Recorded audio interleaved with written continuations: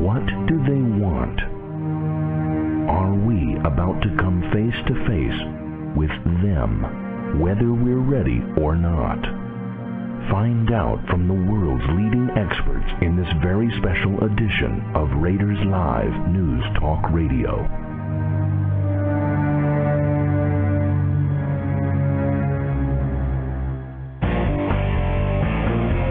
You're listening to RNN Radio, where thinking people tune in.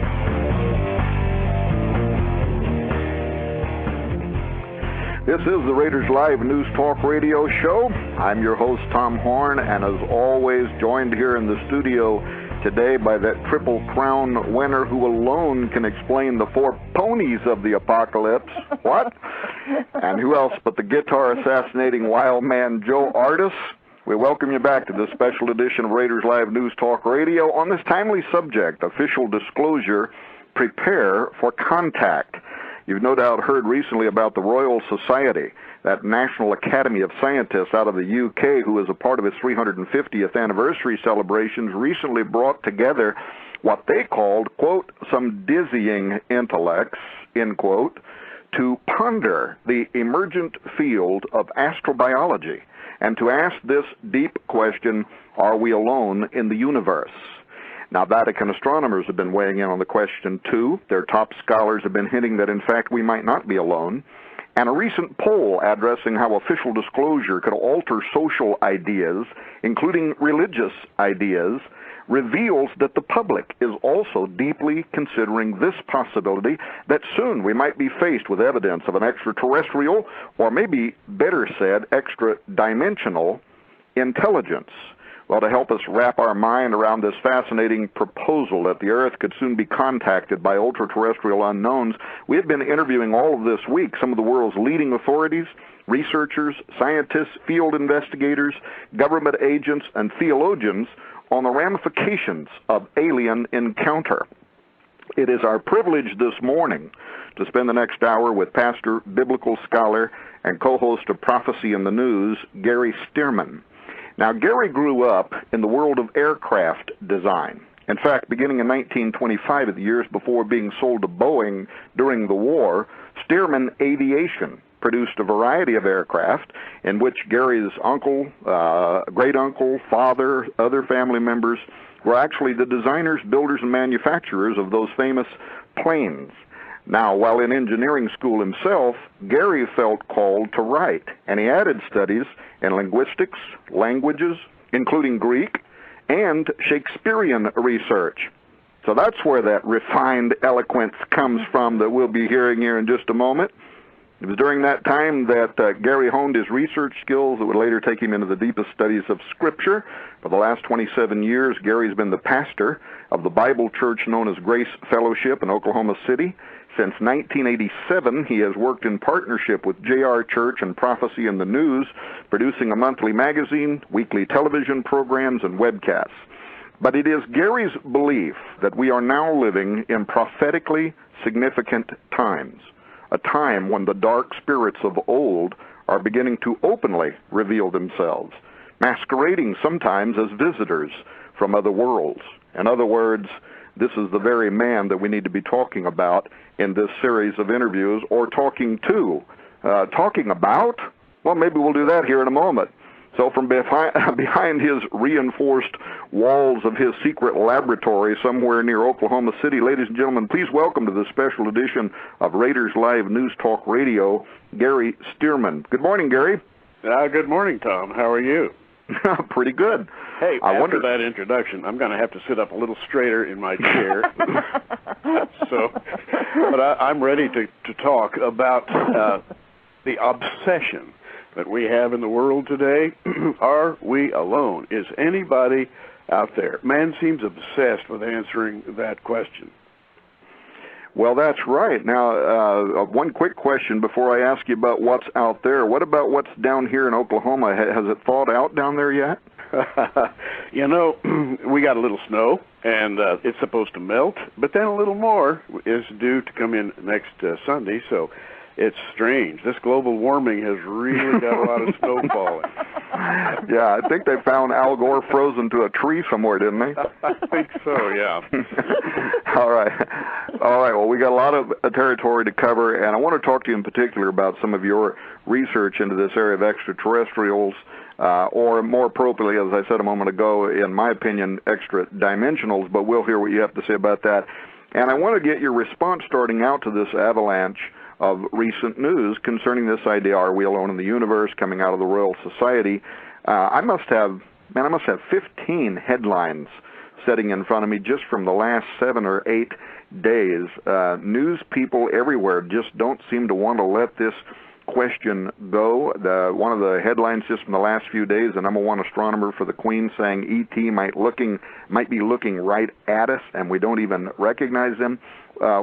Starting out, what can you tell us about these meetings and the material that seems to be all over the news right now about this? Well, everybody knows the term X-Files, and the UK has, in the Public Records Office, has hoarded these X-Files for literally decades. The United States has done the same thing, and there's almost been a religious silence. When you talk about a religious silence, I'm thinking of the Vatican, for example, which has on its index many secrets from ages past and really invented the idea of above top secret.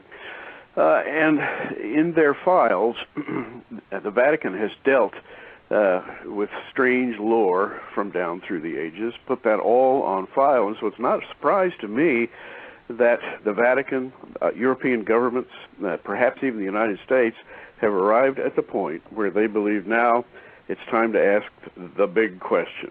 What's going on in our atmosphere? Because they're literally an ages-long record of visitors from perhaps another dimension, but now the popular belief is from the stars, visitors from other galaxies, perhaps other planets, who have come to Earth on a mission. And the Vatican has begun to ask the question, what mission exactly are they on?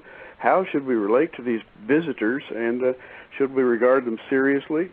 Do they have something they can teach us? Should we teach them something? In other words, the Vatican, as well as some of the governments around the world, the Vatican seems to be preparing for a meeting of some sort, and I frankly believe that meeting is going to happen. Now, you talk about the X-Files out of Britain. We interviewed Nick Pope a couple of nights ago, former lead investigator for the British Mod, on those X-Files. And for the first time, we got Nick to admit this might be supernatural as opposed to a physical manifestation. But let's get specifically to your research. And in fact, in this month's edition of Prophecy in the News magazine on this question of the Vatican, there's a feature article by you. It has a picture of the Pope standing next to an alien.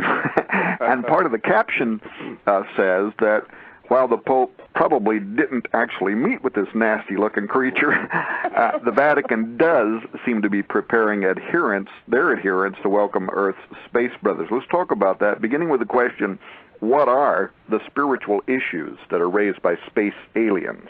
Well, we have an Associated Press article headlined, E.T. Phone Rome, which is a little humorous touch, but the article talks about the questions of life's origin, whether life exists elsewhere in the universe, and the Reverend Jose Gabriel Funes, who is director of the Vatican Observatory, presented last November in a 5-day conference.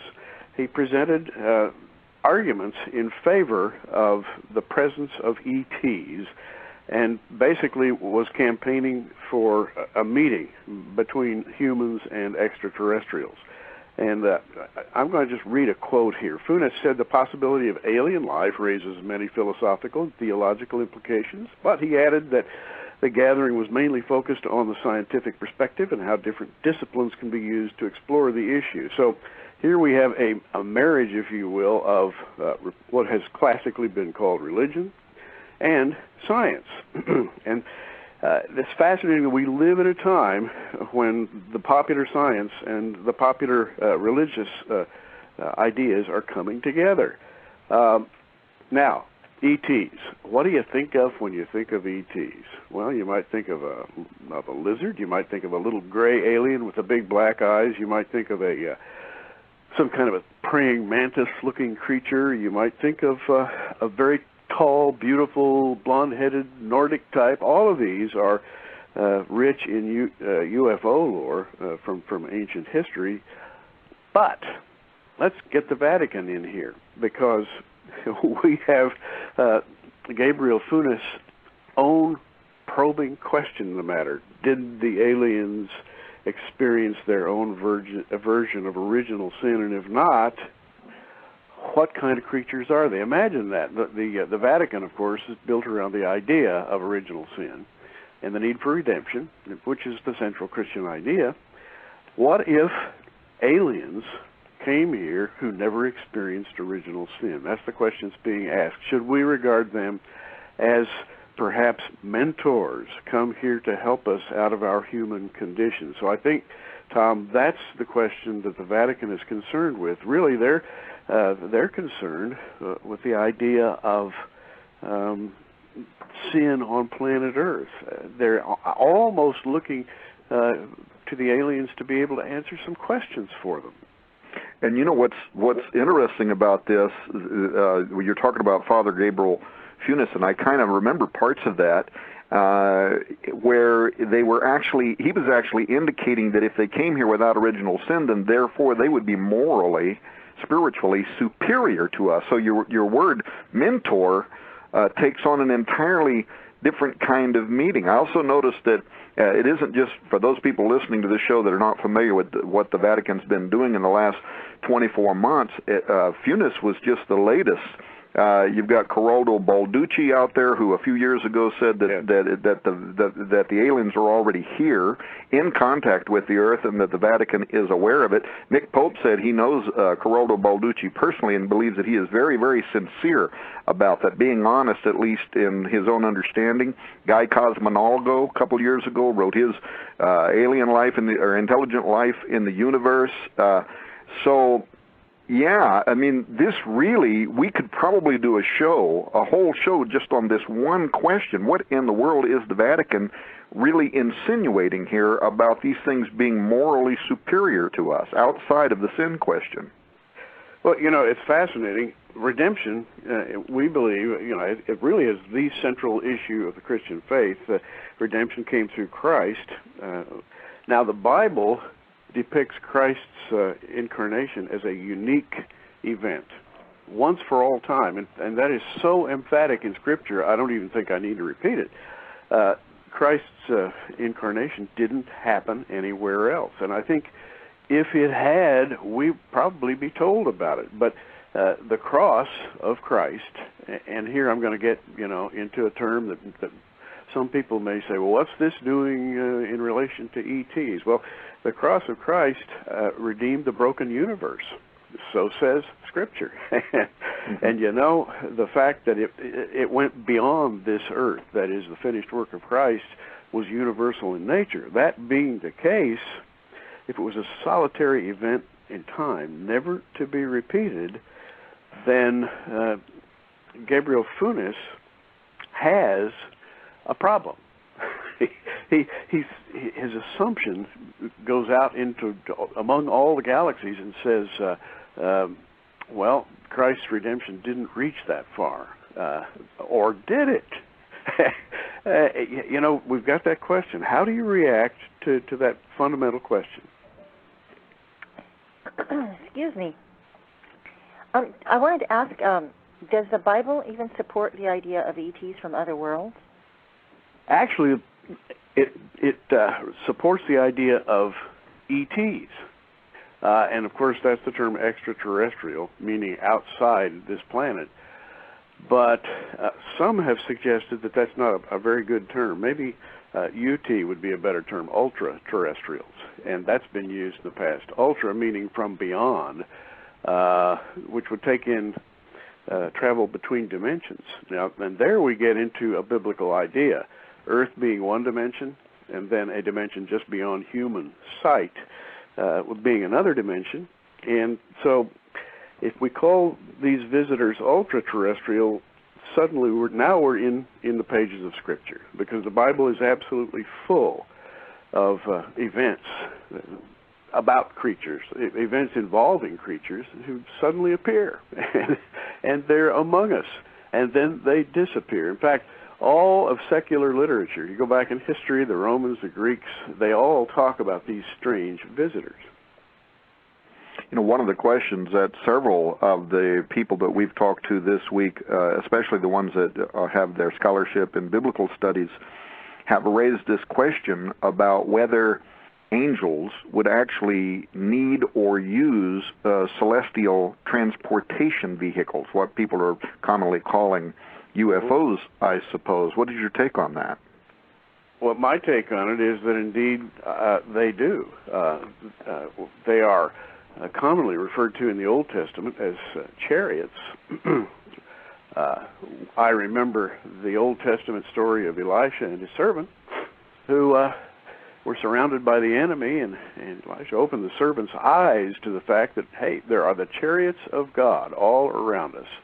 Now, chariot, you know, in the Hebrew, Merkavah, the chariot is a flying vehicle, sometimes visible to human eyes, sometimes not. And it perfectly fits the idea of what we have come to call a UFO. And I believe, quite frankly, Tom, that UFOs are in two categories. There are the good ones and the evil ones. And it's not hard to tell the difference, quite frankly. I think that we are beset by UFOnauts who are probably evil in intention. And we have book after book after book written on some of the dark things they've done to people. On the other hand, occasionally there are appearances that seem more in the angelic realm. But whatever realm you're talking about, those celestial transportation vehicles are called in the Old Testament Merkavim, chariots. And even the Lord, by the way, even the Lord rides upon a chariot, which I think is amazing. For example, in Ezekiel chapter 1, and I'm sure you've spoken with others about this many times, the Lord appears to Ezekiel in what can only be described as one of these Merkavim, chariots. Also, have you ever looked at this, like in 1 Chronicles 28:18? It actually refers to building a model, if you will, and it says, after the pattern of the chariot of the cherubims that spread out their wings. Yeah, the pattern of the chariot of the cherubims. And that pattern, by the way, seems to be a wheel-shaped pattern. For example, if you go to Daniel and you look at Daniel's vision of the Lord sitting on his throne, Daniel 7:10 says, a fiery stream issued and came forth from before him. 1,000 thousands ministered to him. 10,000 times 10,000 stood before him. The judgment was set. The books were open. Well, that's the setting. But that fire has a form. His throne was like a fiery flame, Daniel 7:9, and his wheels as burning fire. And we read in Scripture that those wheels go back and forth from his throne. Those seem to be the chariots of the cherubim. That is, the chariots are wheel-shaped. And perfectly, by the way, corresponding to what Ezekiel saw, as he stood by the river Kibar in Babylon, a fiery wheel came across the plain and stopped and landed before him. So, as strange as it sounds, the Bible supports the idea of celestial transportation vehicles for both angels and dark forces. Now, so here's a hypothetical question then. If the stolen artifacts of the temple were ever found and there was a golden UFO model in there, what would the response among theologians be?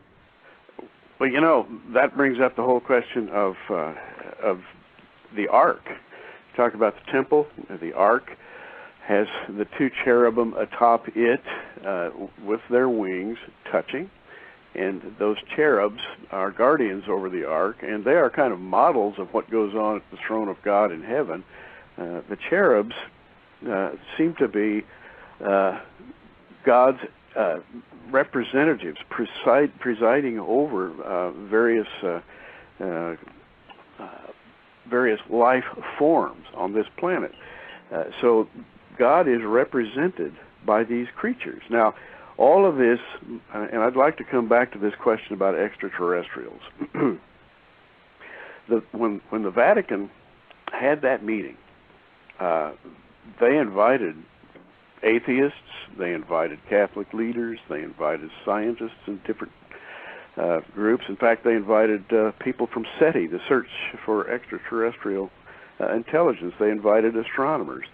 And they broke up that meeting into segments where they talked about the origins of life, they talked about the environment, the human genome, where did the human genome come from, including, by the way, Tom, the question of did extraterrestrials seed this planet? Mm-hmm. Are they our true parents? And so the Vatican really got right back to origins in this conference, and I find that truly amazing. In other words, it's amazing in the sense that we have now come to a point in human history where the creation questions are right out there on the table for everybody to see. Mm-hmm. Well, Guy Cosmonalgo, who wrote his Intelligent Life in the Universe that came out a couple of years ago, has already said publicly that his next project, what he called a mind-bending mental experiment, is under the working title, The Jesus Seed, which sounds suspicious to me like some kind of directed panspermia. Exactly. Panspermia being the doctrine that there was an original intelligent life species somewhere in the universe who sent their DNA out in who knows what little rocket ships all over the universe, which would fall on various planets and sprout into other life forms. It's a kind of a wishful thinking to me, but that's what they believe nevertheless. Mm-hmm. Let's get back to these cherubim. You were, from what you were saying, I'm taking it that the cherubim might be higher than the angels. And there's also a question about who was the fifth watcher. You want to talk about that? Well, yeah. A minute ago I made a statement that around the throne of God there are the watchers. And these watchers seem to represent the kingdom of the birds, the kingdom of the domestic animals, the wild animals, and the kingdom of man. In other words, 4 divisions of creation. But the Bible also says that once there was another watcher, and he was called the anointed cherub that covereth, which I think is quite fascinating. The anointed cherub that covereth, and the Hebrew wording there places him as the highest of God's representatives at the throne. And guess what? The anointed cherub that covereth is simply a euphemism. It's a euphemism for a creature of great intelligence who watches over a specific area of life in the universe. In this case, on planet Earth, we discover from other scripture that the anointed cherub fomented rebellion in the heavens, later became known as Satan, but he's also known as the serpent. And we find out, and it's not difficult to find out at all, that he's reptilian in nature. That is, he is, without a question, a reptile, and he must have been a watcher over the reptilian kingdom. In other words, there used to be 5 watchers at the throne of God, and the chief among them was a reptile. And it's safe to assume that, like the other watchers, he watched over a kingdom, specifically the kingdom of the reptiles, which, as we know from archaeology, was once the dominant kingdom on this planet.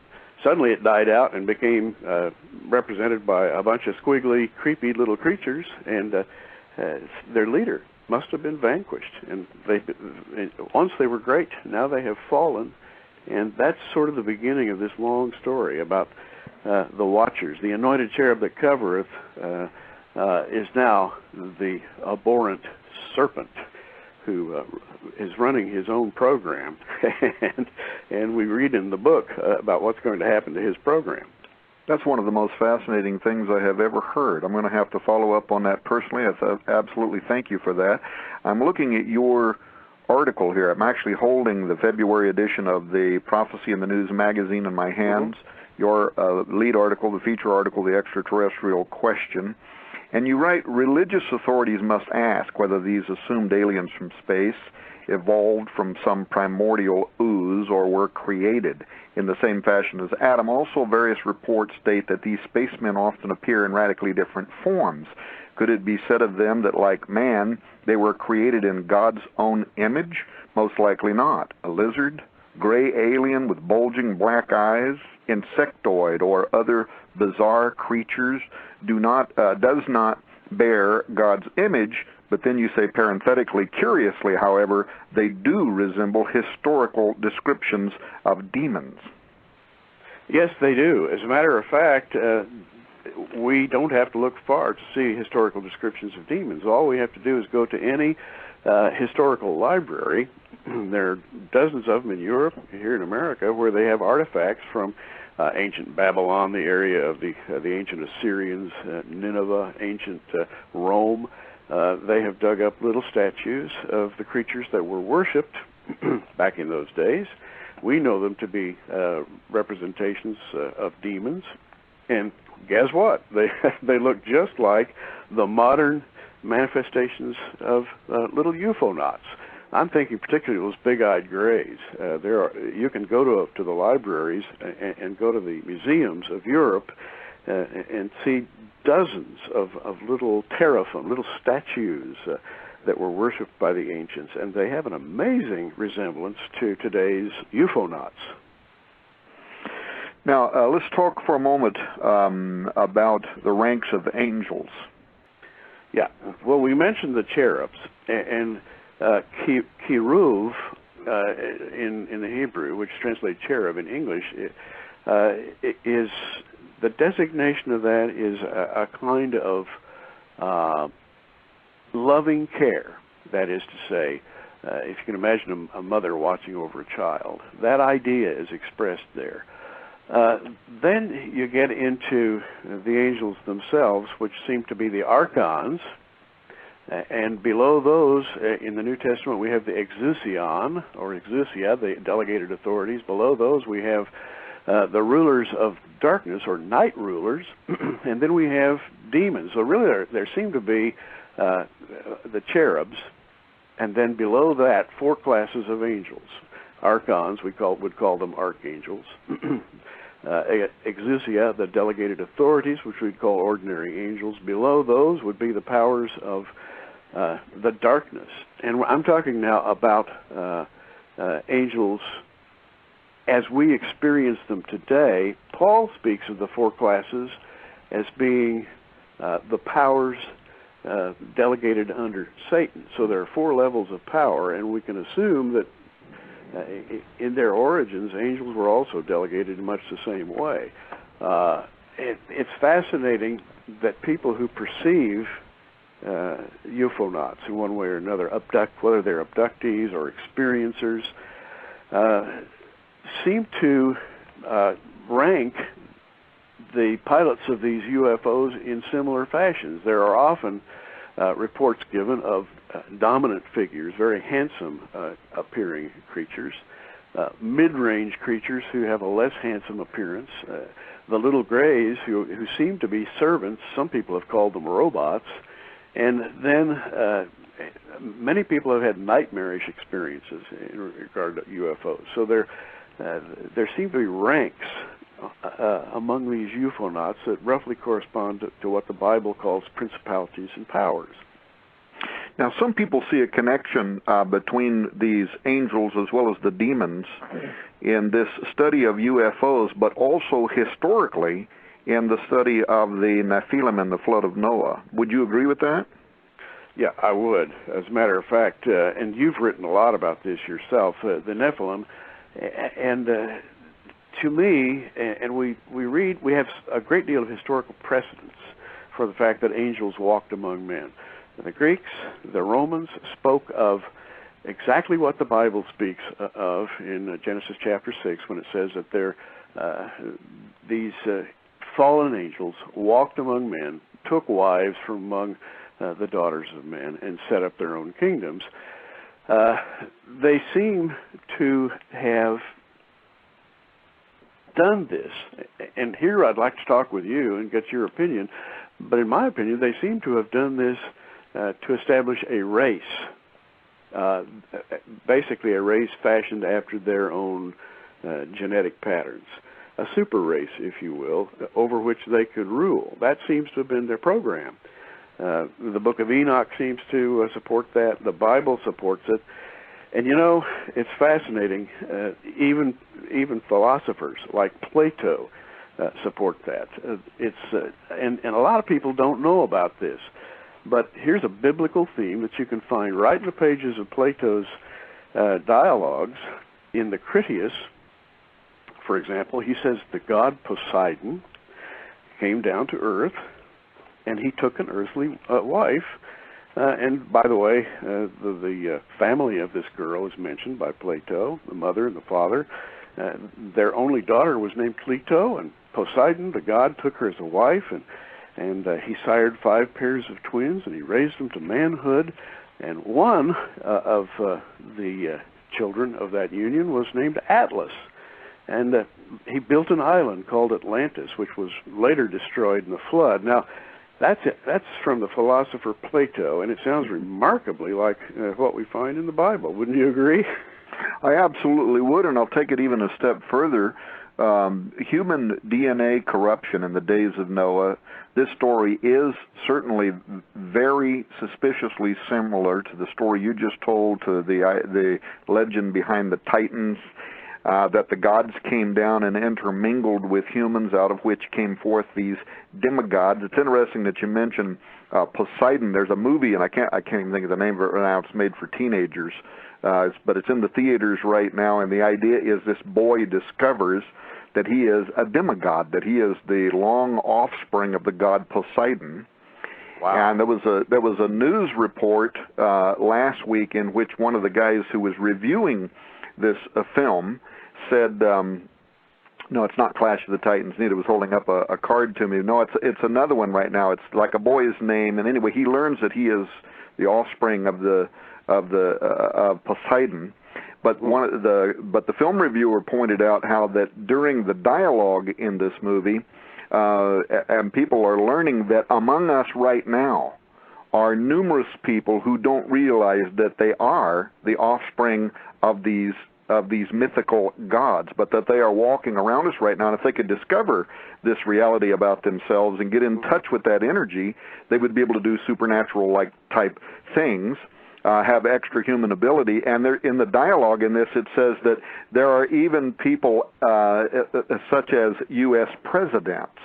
Mm-hmm. And the critic for this film says that there was a subtle message in this new movie that's out right now that Obama might be a demigod based on the dialogue that's in this film. But in any case, let me get back to the UFOs, because do you believe that echoed today in what happened with the Watchers and this DNA corruption, that we are seeing something similar in these UFO flap areas and abduction areas where people are abducted, ovum is removed, scoop marks, animals are found with parts of their DNA removed in laser-like fashion? I mean, is this kind of a modern mirror to what was going on in the days of old? And if so, what are they doing? Why are they collecting human DNA? I absolutely believe that, and I believe they have a program in which is at least 60 years old. We can track it back to about 1947, which brings up another topic, by the way. But let me just interject from my personal perspective that I came out of a family who were in the aircraft business and who were in the business of designing various kinds of devices. I'll just put it that way, for the government. And many of my relatives were and still are classified above top secret. And the table conversation that I heard going back into youth was that there were significant UFO events that had been covered up by the government, but more than that, the government was actually in the business of collecting technology from aliens, which was then being integrated into our own design technology. I heard this as a child, essentially, and so that has kind of colored what I believe. And as I've listened over the years to what other people are saying, I have come to the conclusion that this is the same sort of bargain that took place in the days before the flood, in which the fallen angels came down to man and said, we have this superior technology that we will offer you in exchange for what? For your blood, your DNA, and your souls, so that we may rule over you. And I think the transaction that is going on between governments of the world and the ultra-terrestrials is exactly the same as it was in the days before the flood. So that would be my quick answer. Well, so we're talking about a modern Faustian agreement that is much higher than most people could even imagine, and what you said is absolutely the truth, that it was an exchange of technology and even knowledge, mystical arts. Is for the use, which raises an interesting question we won't take time to exercise. The fact that they had to get permission from people says something about the rights that we have under God that can be surrendered but don't have to be, in which we allow these things to use us, manipulate us, take control of us. Here's an even more fantastic proposal. Enoch says that these Nephilim, when they were destroyed in the flood, they were buried in the hills of the earth. Now, I don't know, if the angels took them, buried them there, they were swept in there by the waters of the flood, and they've been buried beneath these sands. Could these things ever be discovered? Maybe have part of them been discovered? Is something happening with their DNA? Yeah, as a matter of fact, I think that the bones of those people, those ancient aberrations, have been found on numerous occasions, and they are quickly hidden away, kept out of the gaze of human beings, because such a thing would run counter to what we believe about, for example, modern science wants to believe evolution, that man sort of arose from the ooze. If you could prove that there were super beings in generations past, that would totally smash the idea of the evolutionary theory. So secular science is against this idea because it runs counter to the idea, to their own conception of evolution. Christians are against the idea in a lot of cases because they don't understand God's program and they don't understand the work of Satan.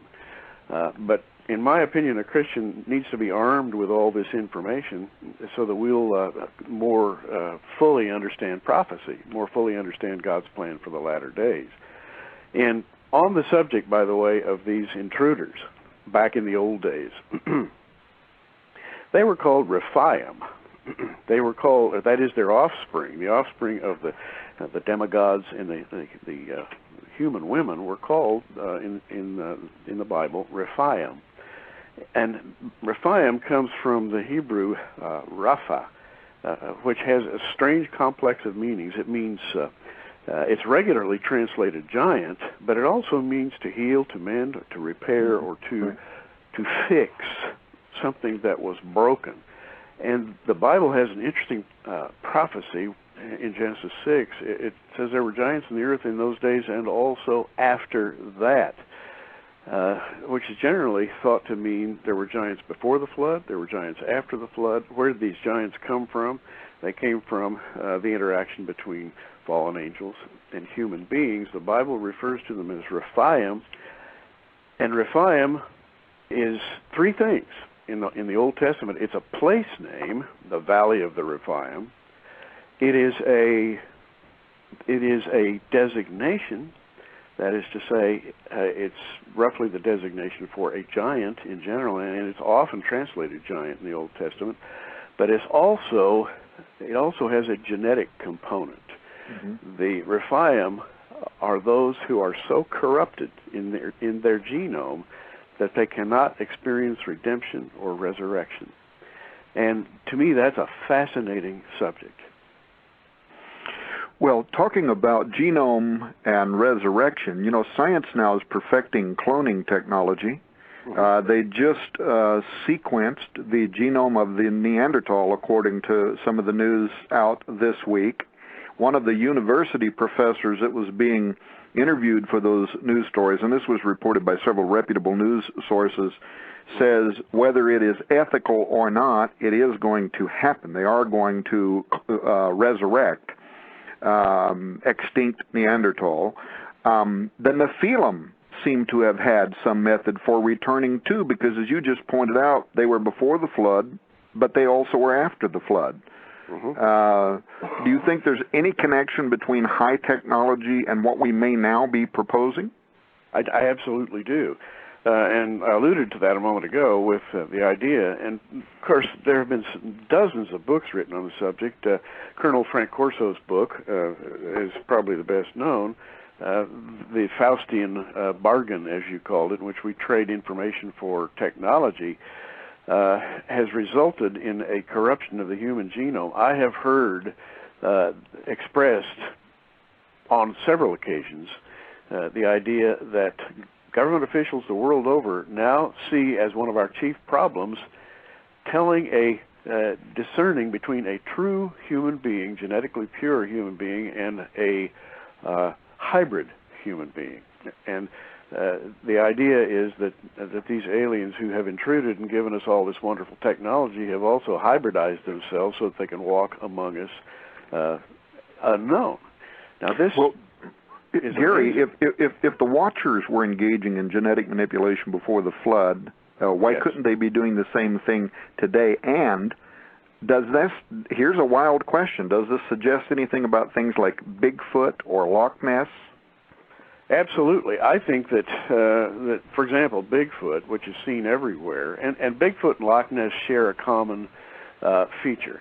They are very real. Anyone who's ever seen either one of them is just absolutely imprinted for life, shocked. And we read case study after case study. But Nessie and Bigfoot also share another significant feature, and that is they can appear as solid as a rock 1 second, and the next second they vanish into nothingness, and they're just gone. And they seem to be in this realm of the ultra-terrestrial. I call Nessie a dragon because there's much dragon lore from the Middle Ages.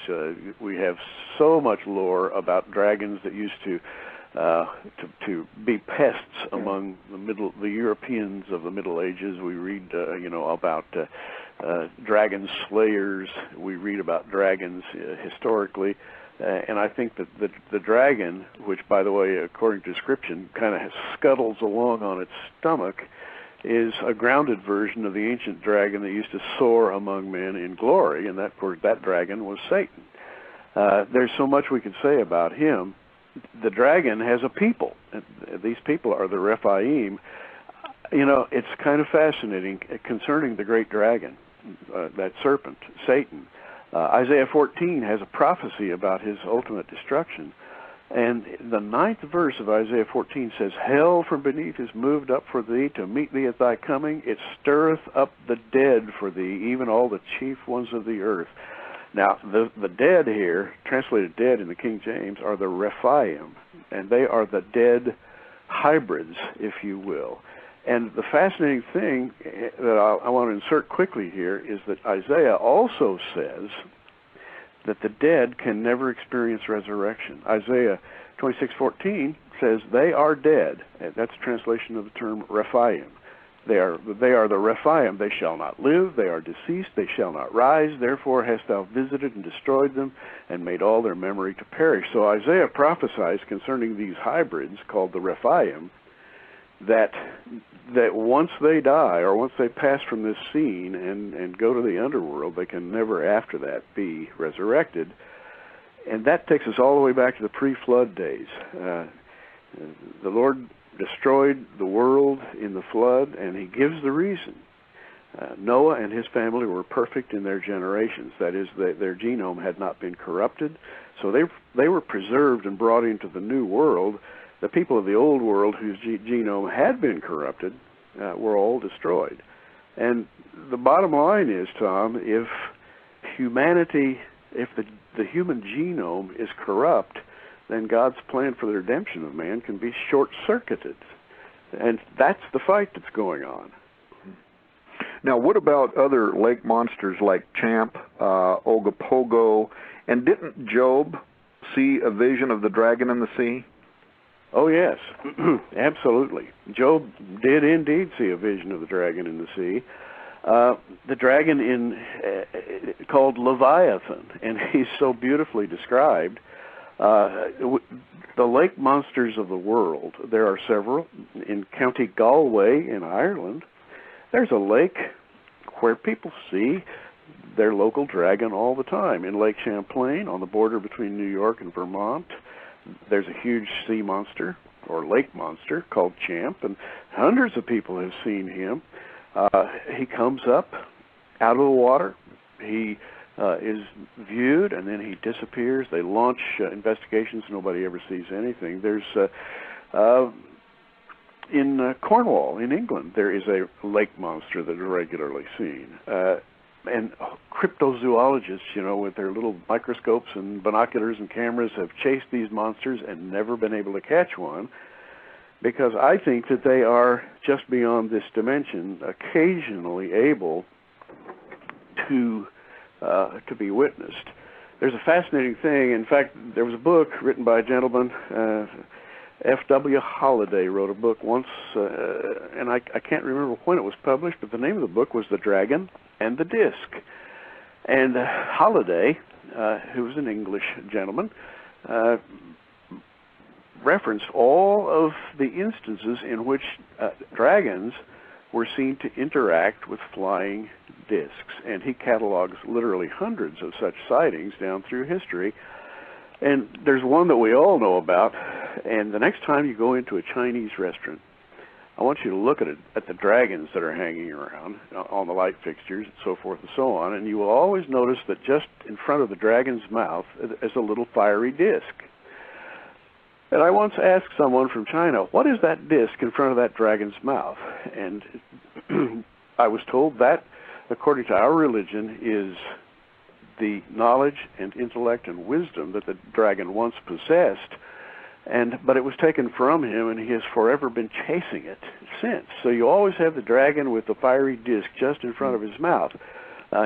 He's seeking to reunite himself and to regain his power, his lost power. And I think, isn't that fascinating? Because, in our Western lore, we have things like dragons, things like Bigfoot. And Bigfoot, too, is often seen in the company of flying discs. As you know, you've probably read all the accounts yourself.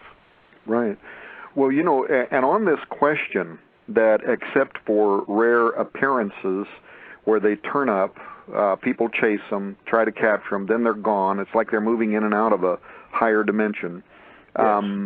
But they continue to remain just beyond the reach of our vision to be able to capture and study one. But I'm looking back into your article again, the February edition of Prophecy in the News, the lead story by Gary Stearman, The Extraterrestrial Question. And on page 10, you say, today, however, under conditions in which the influence of God's Holy Spirit is diminishing, there is a quickening of their appearances, giving credence to a false scenario.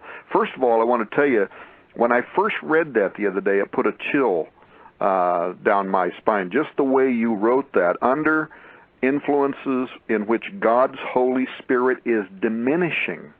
What a frightening thought that is.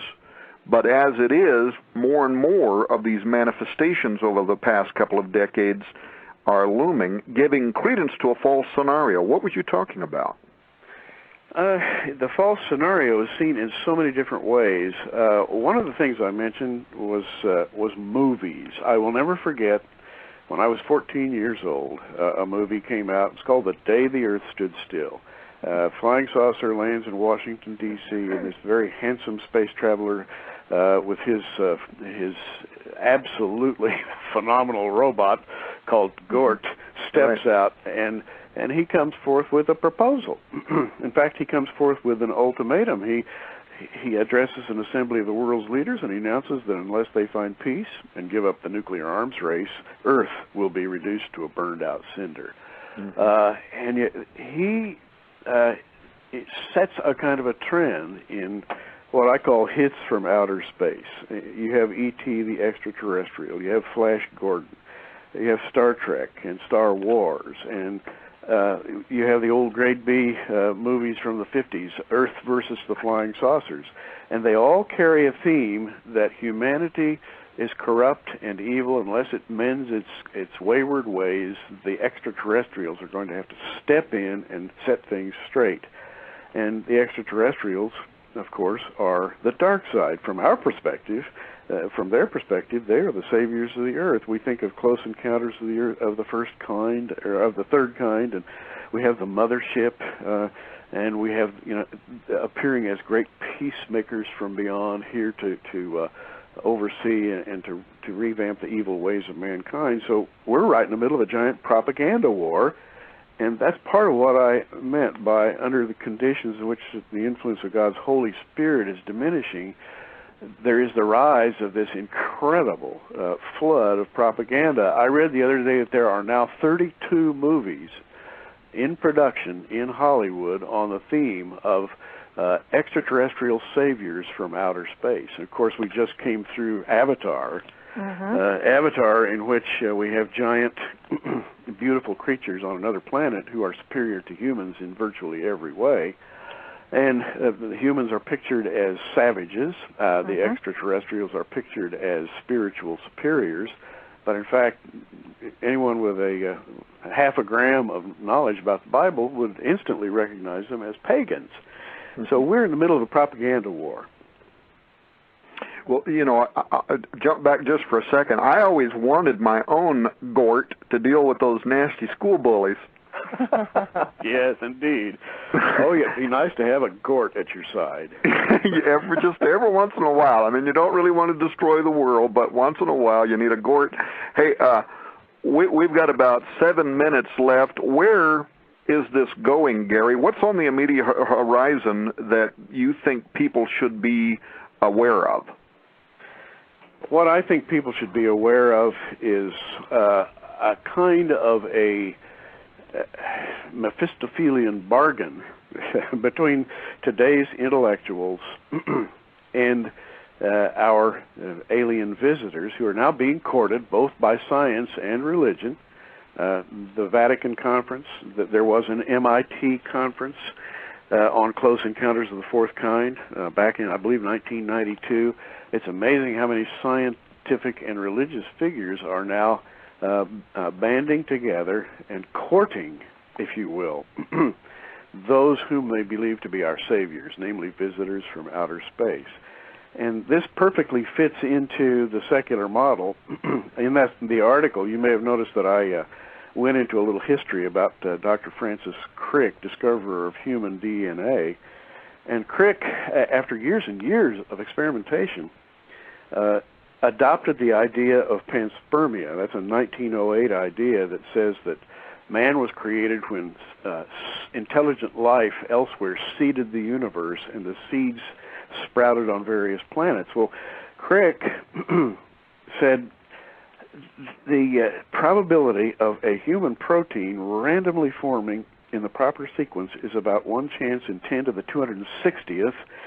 And when you consider that the total number of elementary particles in the universe is only about 10 to the 80th, Crick says, well, one can see that the probabilities of spontaneous generation of life are virtually non-existent, impossible. And so at the end of his life, Crick adopted this idea that intelligent extraterrestrials seeded human life. Now, Crick is one of our most exalted Nobel Prize winners, Tom, and he is the model for modern science, which is now leaning in that direction. And if an ultra-terrestrial stepped forth and offered them his hand, I'm sure they would accept it.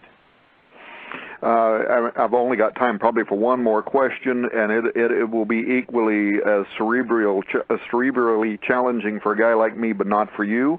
And it moves from astrobiology to a related field, astroarchaeology.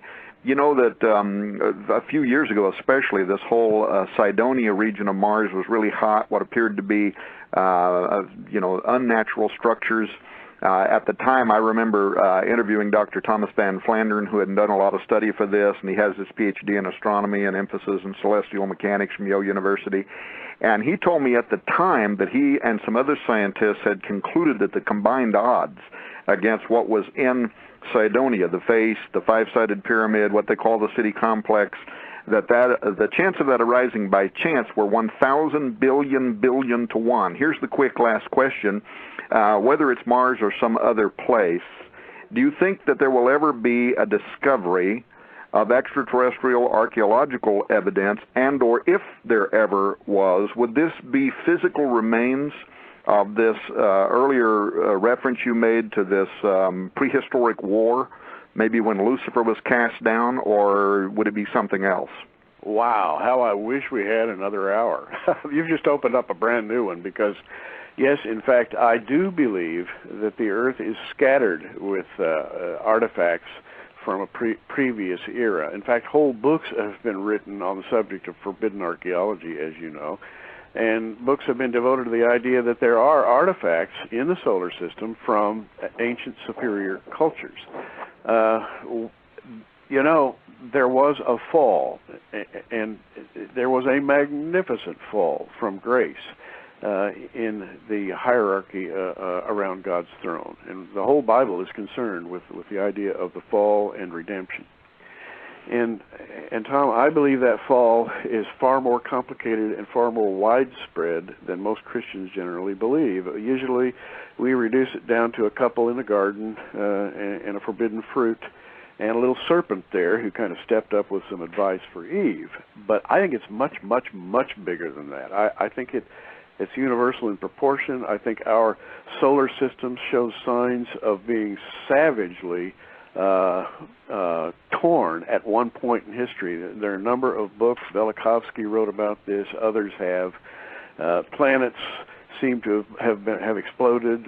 Planet Mars seems to have been stripped of its atmosphere. It has a canyon on one side of it as long as the United States is wide. Something horrible happened at one point that destroyed, I think, a superior civilization.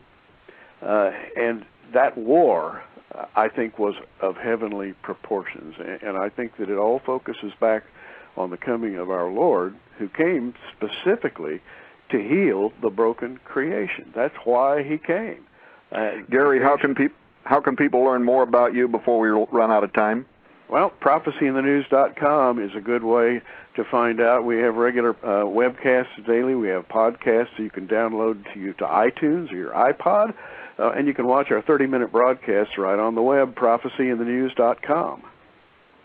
All right. Well, we've been talking with biblical scholar, one of my favorite men and writers, Gary Stearman of Prophecy in the News. He's also the pastor there of Bible Church in Oklahoma City. If you live in that area and you're looking for a good church and you don't mind being challenged to think, I would imagine that he'd probably accept you in there with open arms.